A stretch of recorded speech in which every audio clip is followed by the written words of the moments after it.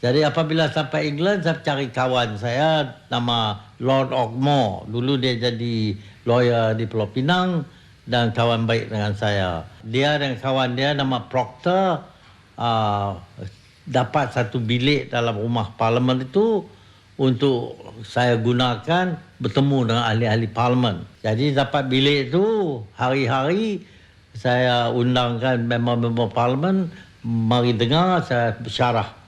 Dan apabila saya bersyarah, tertariklah hati daripada member Conservative Party, member Labour Party dan Liberal Party. Semua telah dengar saya cakap dan bersetuju perbuatan British di tanah Melayu itu zalim.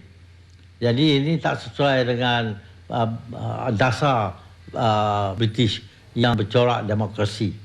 Jadi dia orang dengan permintaan dia orang, pegawai jajahan Littleton jumpa saya. Dia bersetuju nak jumpa saya. Saya berjumpalah dengan dia. Masa perjumpaan dengan dia itu, dia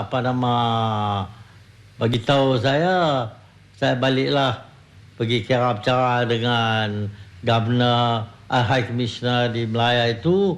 Saya kata nak kira bicara apa? Saya mari di sini kerana tak dapat persetujuan dengan dia. Jadi lama-lama dia bersetuju, dia tak pandai bagi surat dekat High Commissioner. Apabila saya balik berunding dengan dia, dapatlah pembetulkan tentang mana yang tak betul.